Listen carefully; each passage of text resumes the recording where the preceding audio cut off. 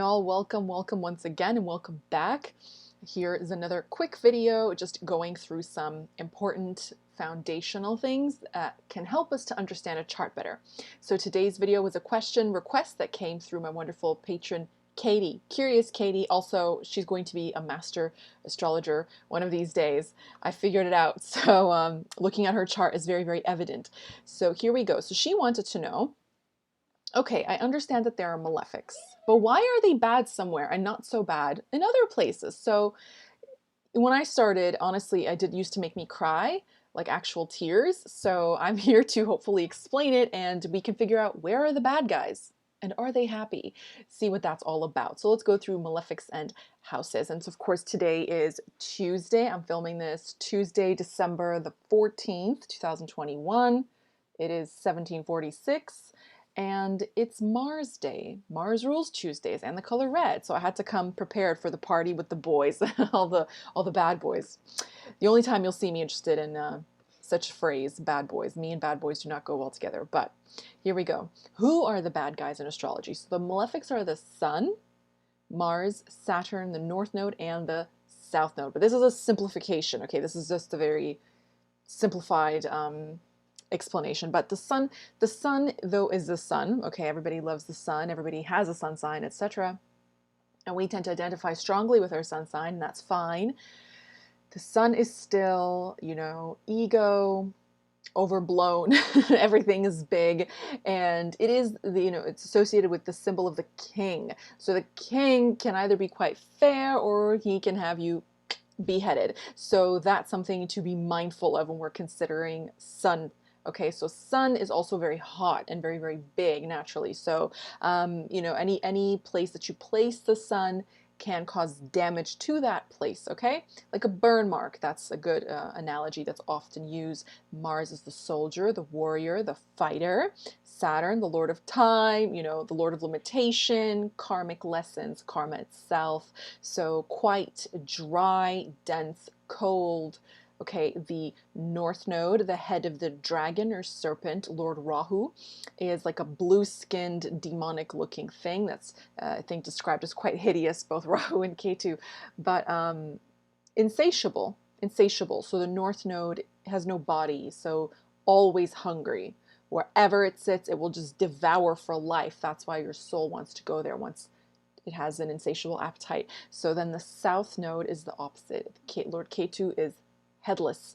So just a body, no head, no think. So in this sense, it's things that you have already mastered in previous incarnations. But why is it a malefic in a sense? Because it is separative quality and it can cause confusion in people. I think both of them can cause confusion in people.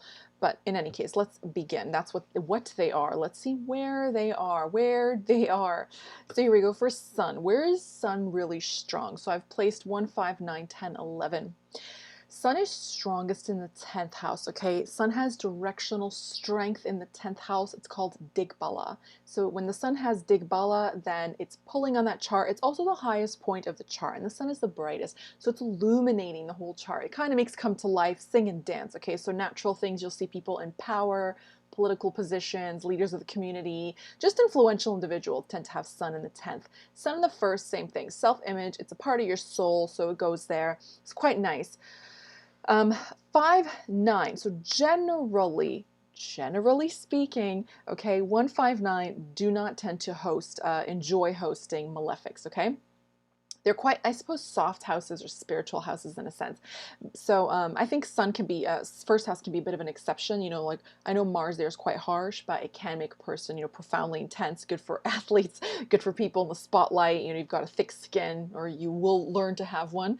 5 and 9 as well. They're quite soft houses. I suppose that's the way that I would put it. They're quite, you know, spiritual. So having a malefic there isn't necessarily grand, but I think the Sun, because it has a lot of connotation with one's soul, can give really good results, okay? Can illuminate those areas of life. If you tend to be a spiritual person and you've got Sun in the 9th, or your 5th ruler sits in the 9th, or 9th ruler sits in the 5th, something like that, it can highlight those areas of life. Also really good for, you know, spiritual practices, like I said, both of them. You know, Sun in the 5th could be really good for astrology as well. And for children, for both, is quite good. depending on aspects and things, okay? 10th, I said 10th, obviously. 11th, can do well in the 11th. Why? Because it's other people. You can host influence. You can have influence over others, okay? So it's not like textbook, it will be the 10th. That's like top, okay?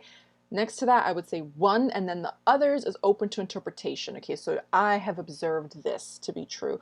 So in the 11th, okay, you can see quite popular people. I think Amal Clooney has Sun in the 11th, I believe. I haven't double checked in some time, but have a look around, play around with people's charts, see what you come up with, okay? Then we've got Mars, okay? So for Mars, there he is, isn't he grand? 10th, again, 10th. 10th is the most obvious house. That's where he has directional strength. He's most best suited there, where he can be ambitious. He's a soldier. He's tired of being a foot soldier and being on the front lines. He wants to rise the ranks. He doesn't want to do the dirty work anymore, right? He's a fighter, but now he's ready to learn strategy and move on in his career. So when you place him in the 10th house, he's able to fight, okay? He's able to achieve, and he quite likes that. The third is the natural signifier of this planet because it also rules courage and bravery. So in the ancient times, like if you had Mars in the third or First Lord in the third, but usually Mars in the third, let's say, you could see a fighter or someone who would go into the military, the militia, because the third house also rules the hands, arms, and your shoulder blades.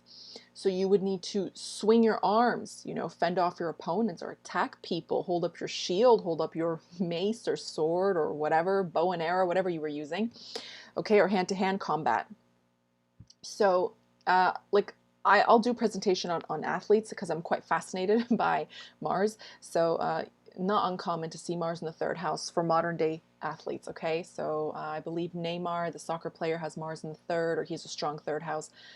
So he does quite well there, okay? Can make a person very, very courageous, very, very brave. It's the house of effort, self-effort, and willpower. Rules our will, and Mars rules the will. So when you overlap them, brilliant, okay? Quite scary. 6, okay, he's again natural signifier with 6. Why? Because it's the house of litigation and one's enemies, obstacles, okay? And here he can perform very well. He can crush those things. He can really, really help a person, okay? So be an overcomer, be triumphant, be victorious. So he can really, really help you, again, deal with the difficult things of life. He gives you a bit of oomph. So it's very, very nice because these are things, the 6th house, really nothing fun happens there. So, but these are things that must happen. Okay, we have to live those things to move on to the next phase of life. So in this sense, you do have some help. You definitely have some help, okay? So it's quite nice to see him in the 6th. Saturn, there is our Time Lord, always serious and stoic. Okay, so Saturn is strongest. Here I've made him really, really big. Strongest in the 7th. Strongest in the 7th house. He has directional strength in the 7th.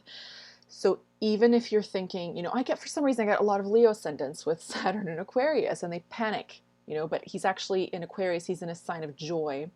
And he's in a really good house, so I would not worry too much. You'll probably marry an established person. Does not necessarily mean you'll get divorced.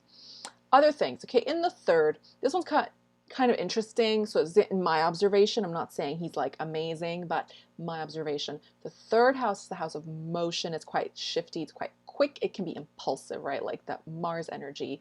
And if you place him there, what he will do is, because he's so slow moving and he's so serious and stoic and dense, is he will bring a sense of gravitas to that house. So he brings endurance to the house, okay? And because it's the house of writing and he will aspect the 9th house of publishing, I have personally observed he can make people endure greatest scam of all, academia. You know, he can make a person sift through very large volumes of information and perform quite well. He can make great writers, okay? You know, script writers, things that take editing, things that take a long time to create, okay? So even like maybe filmmaking, if there's some aspect from Mars for equipment to help. Okay, Saturn has a lot to do with like machinists and repetitive things of like, let's say like editing software or something like that. Okay, 10th and 11th is quite nice. Okay, 11th again because of other people, and you need him. He's necessary to achieve anything really big and long-standing. So if you have exalted Saturn in the 11th, you can have dominion over a lot of people, right? So that's why he does so well in the 7th house, because it's the house of other people, and he rules the masses actually. So when you put him in the 7th, oh, now he can like get to work, you know, he can help you be influential, he can help you do the right thing, etc. Okay, if you choose to do the right thing, he'll make sure a legacy is formed. Same thing for the 11th house. If you have exalted Saturn in the 11th, very nice. A happy Saturn in the 11th, cool. It's very, very cool. And because it's a wealth giving house, it might take you time to earn your wealth, but once you do, you'll probably hold on to it.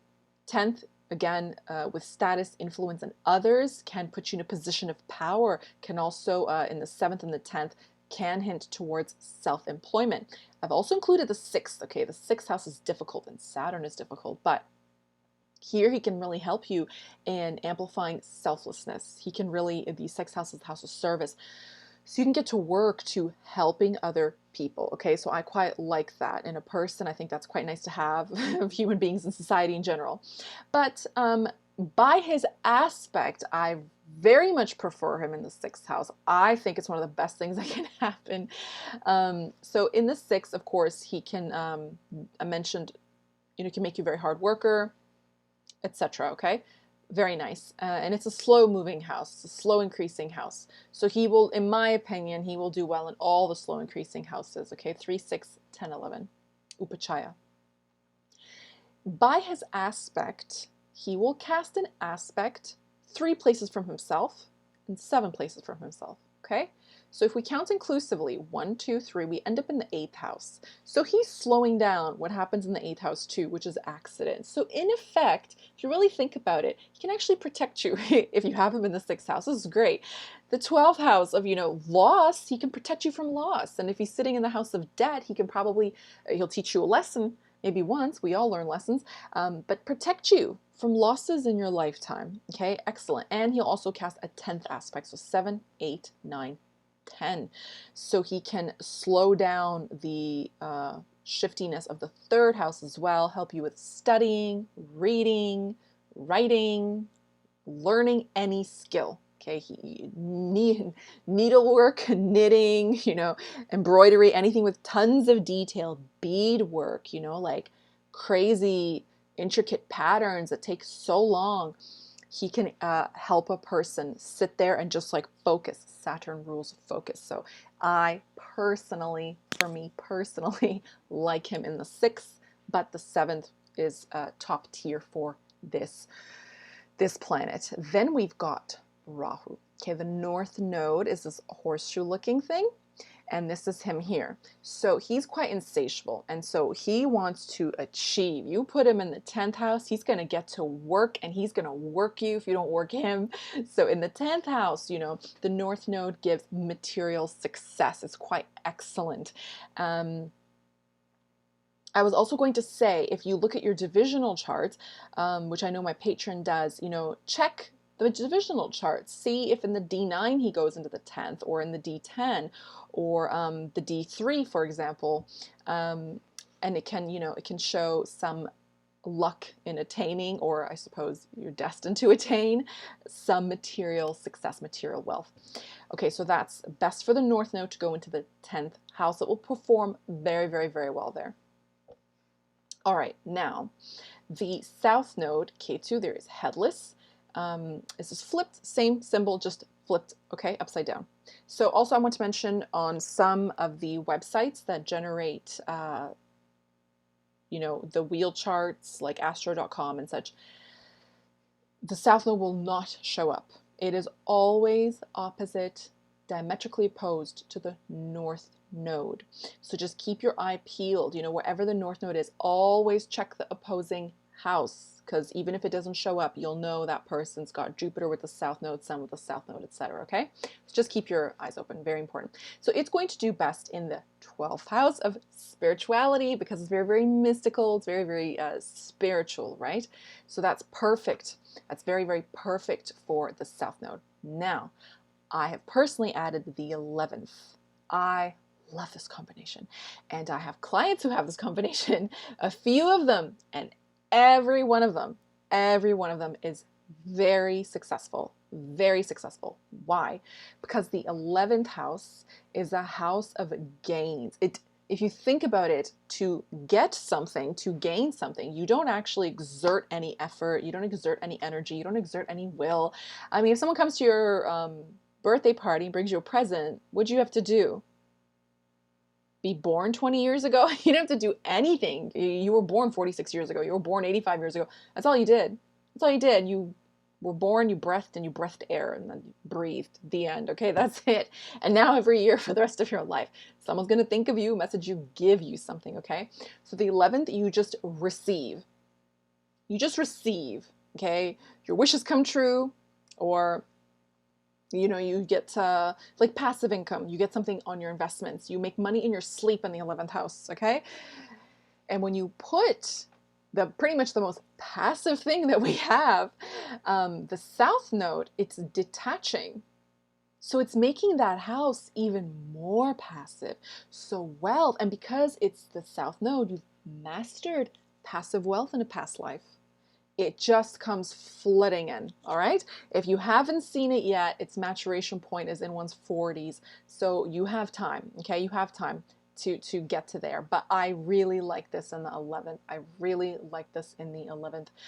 In the 12th, naturally, we'll do very, very well there as well. So thank you so much for being here. And just remember, we think about malefics, so they're bad, they make bad things happen. Okay, there's just no fear here. It's just like silly to be afraid of something. You chose your chart, you chose every planet, every angle, every degree, every aspect. You chose everything. Nothing is being done to you. You wanted to know it. You wanted to know what you could endure. You wanted to know what you could achieve, what you can fight off, what you can wage a war against. Okay, so knowing makes you brave. Just remember that. And I just left with a couple of quotes here, one from Plato. Courage is knowing what not to fear. Cannot be. That's it. That's really just the best thing ever. And then Amit Ray said, courage is the hallmark of spirituality. So it's very, very K2 of us. And since we finished off with K2, I wanted a very K2 quote. So thank you all so much for being here. I hope you enjoyed it. I hope it clarified some things for you. And I will keep answering these as and when they come up and as and when I have time and as we go along. So thank you so much. And I'll see you next time. Bye.